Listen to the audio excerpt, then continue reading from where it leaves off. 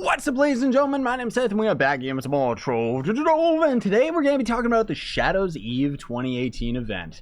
With this event, I'm also going to be showing you all of the mounts that you can actually end up getting that are pretty much related to this. There is also a new pack in the store as well, which will show off some of that stuff today. Not all of it, because I'll have a separate video that's going to highlight it so that you don't gas siphon through this one. Now, before we get into the actual main brunt of the quest line itself, we've got these extra NPCs hanging out that are going to end up operating the same as just normal adventurine quests. And these are going to end up being daily quests, though, meaning that you can only end up completing each individual one of these dudes' quests once per day. So you gotta keep that in mind. This guy's complete 3-star dungeons, collect 3 pumpkins, so I'll show you what that is in a minute, and then throw bombs in Bomber Royale. You just throw any of these types of bombs that he says, so you pretty much just go into a Bomber Royale match and start spam clicking your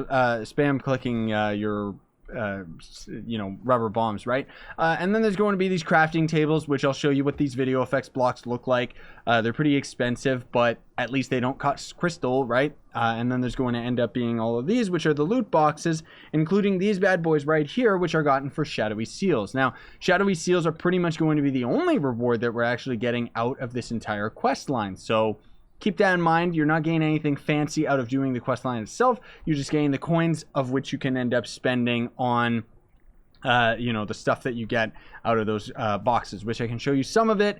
I'm not going to be able to show you the ally or the wings yet. I'll have a separate video sometime later this week as soon as those are made available to me. So first part of the quest is to complete one Shadows Eve adventure, which is just one of those dudes right there, as I ended up mentioning previously. I would recommend that you go into a cursed world for this first star of the quest, because the next part of the quest is to complete 3 pumpkin layers. Now, pumpkin layers are just going to be found pretty much anywhere in the world.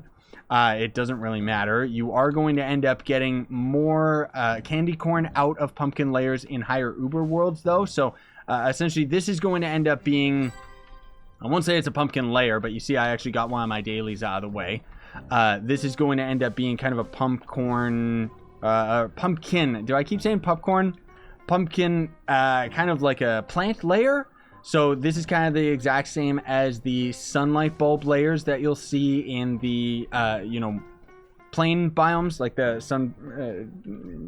peaceful biomes. Yeah, that's it. And this is pretty much where you end up getting these pumpkins, or you can end up just going and farming them yourself through the gardening, right? So keep that in mind. Now, again, out of completing that Shadows Eve event, you're going Shadows Eve adventure, you're going to end up getting the Shadows Eve coin. That's all the rewards that you end up getting.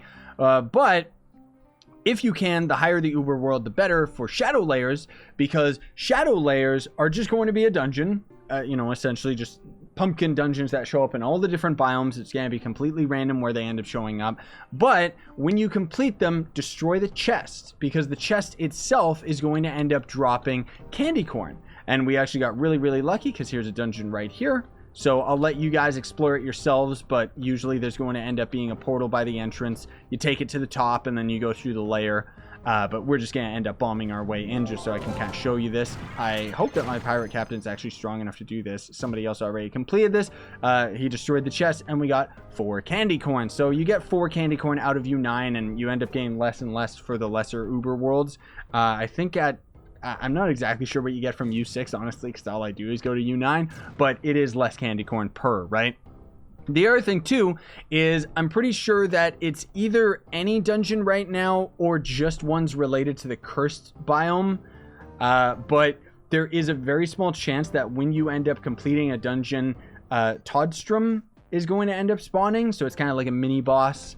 I don't know if the mimics are related to the Christmas event, which we might not even get this year, honestly, with what ended up happening with Trine Worlds, unfortunately. But Toadstrom is a dude that's going to randomly show up, and he's essentially just going to be a little elite mob that you end up defeating, and he's I think he gives you more candy corn as well.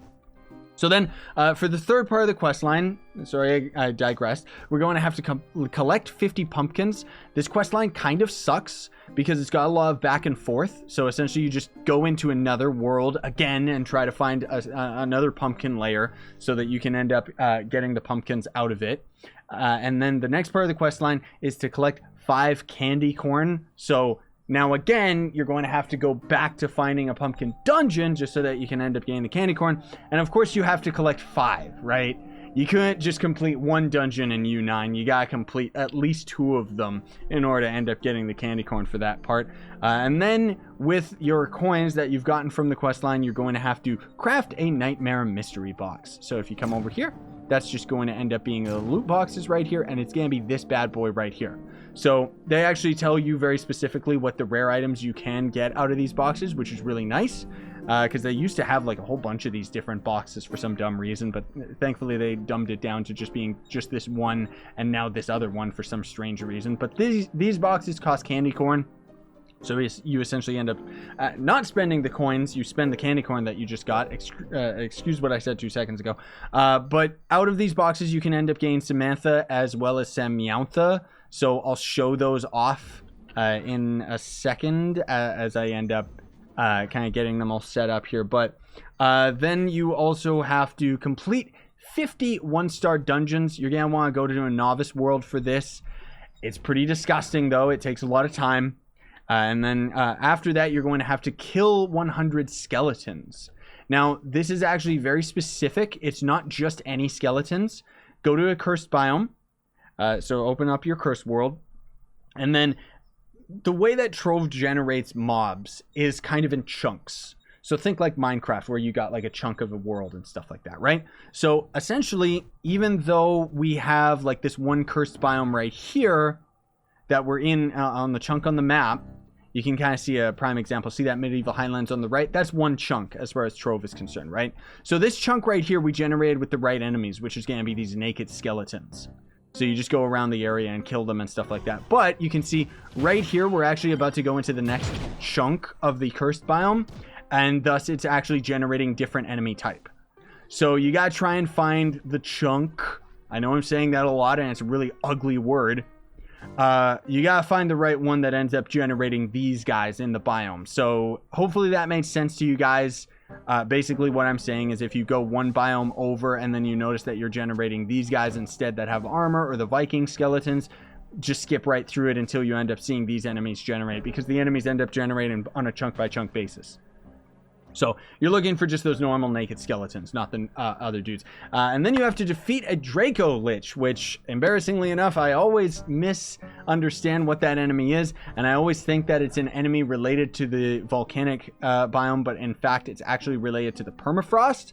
So hopefully I'll be able to just find one of these guys right away. They're pretty easy, but it is random, obviously.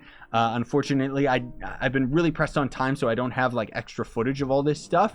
But anyways, right here, I would have made a cut in the video if I didn't find one right away. But this is going to be a Draco Lich. You just look for the icon in the top right that says Slay the Draco Lich. And it's just going to be this ice dragon. I have no idea why, but that's the one that's actually related to the quest. And then that's already going to do it for the quest line itself.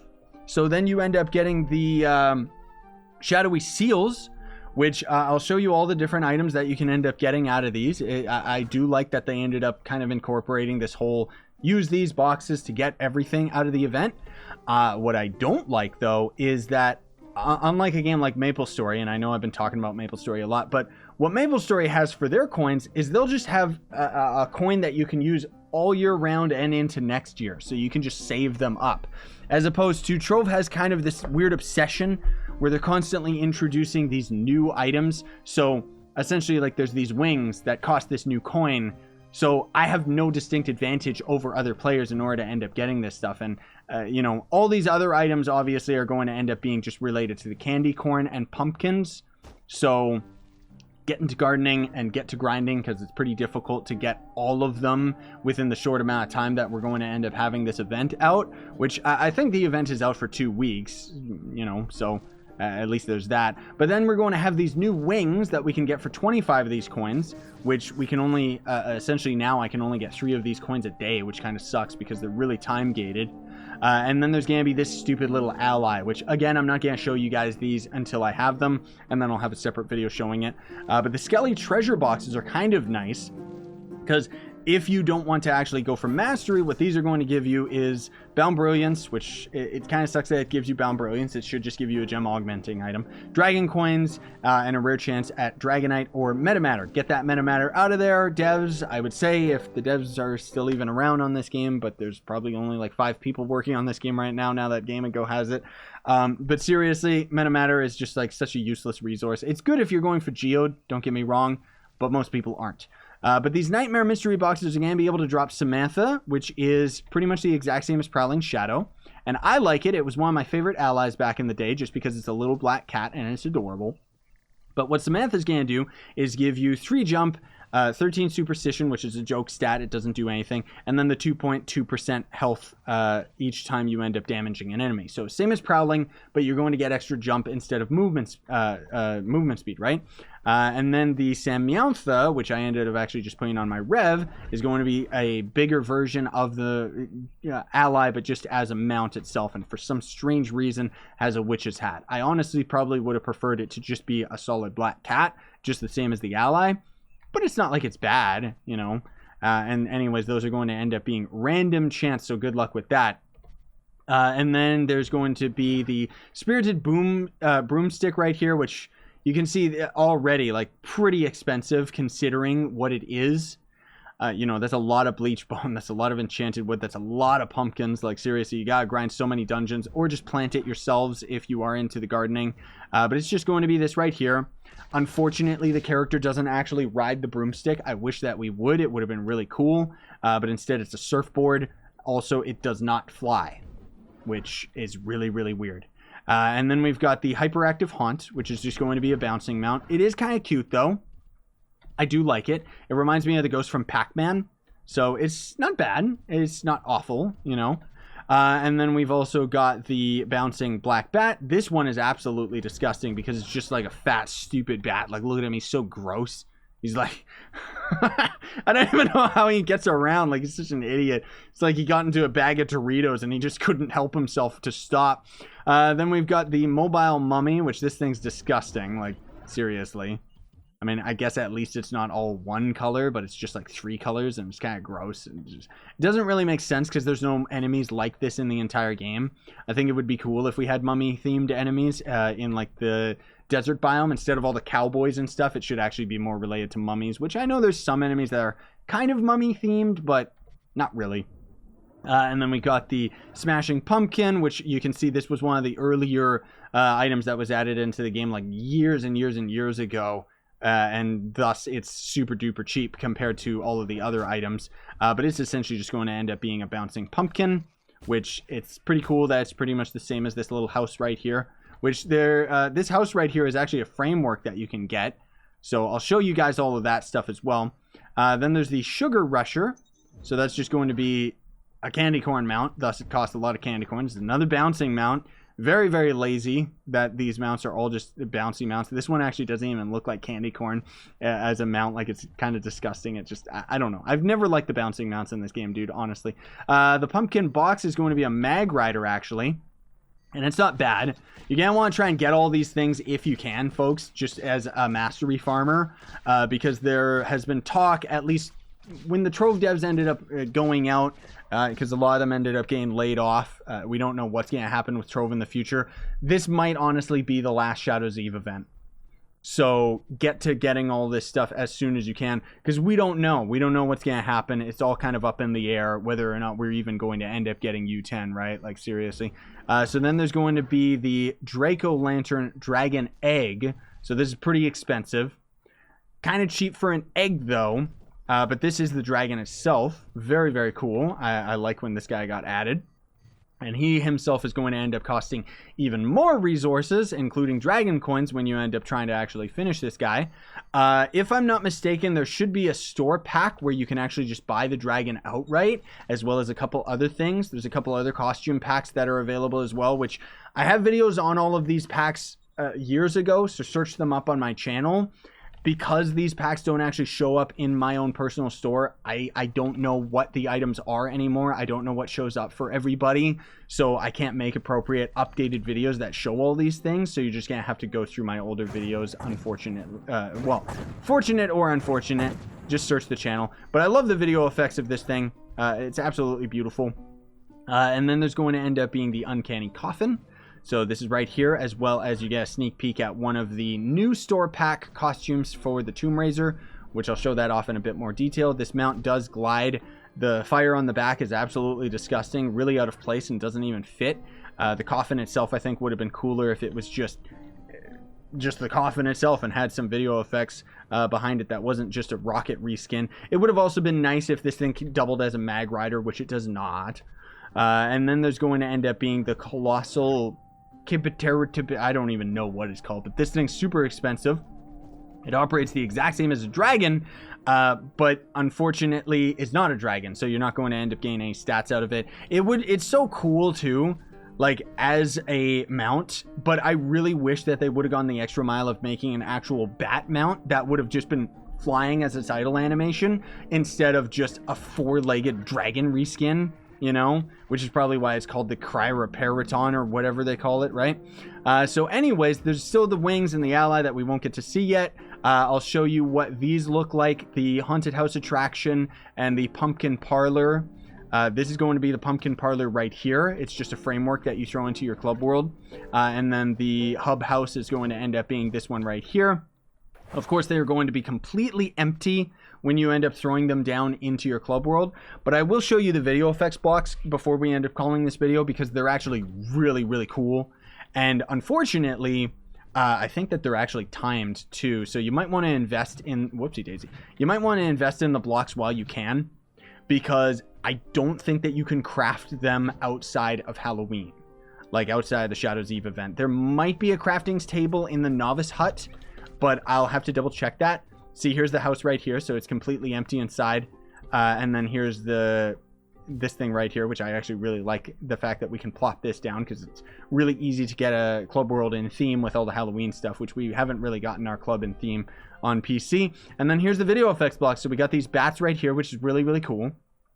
I like it. You can use it in trees and stuff, or a coffin, and you can just do some incredible builds with this. Lightning, which doesn't really make sense to me.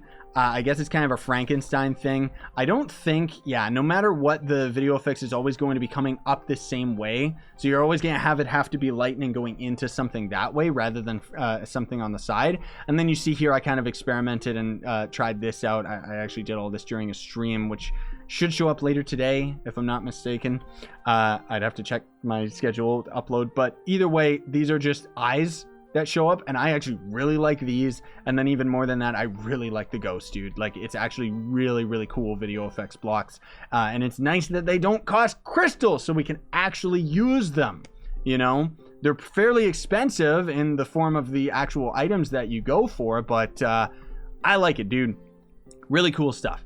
Thanks for watching. Very much appreciate it. Really cool, you know, event just because of the items that we slowly ended up getting over the years. Of course, console players are going to see the most benefit, and new players are going to see the most benefit for all these items. But for PC players, the only things that are new is just these video effects, those new token boxes, and then the wings and the ally, of course. And then otherwise, everything else is pretty much the same. There is the new store pack, though. I'll have a different video talking about that either later today or tomorrow. I'll have to see if I have time to end up doing that. But thanks for watching. Very much appreciate it. Don't forget to like, sub, hit that notification bell. If you want to support me, you can always sponsor the YouTube channel with that join button down below. I'm gonna need it with Trove dying now. I'm just kidding. You guys don't have to. It's never forced. It's always an option. But then you could also buy some of the merch. Links in the description for that. Check out my streams. Follow me on twitch.tv/SicePlays. And then if you want to support me but you don't have any money, check out the link down below to Gawkbox, which is a way you can donate to me for absolutely free. Sign on and stay up here, everybody.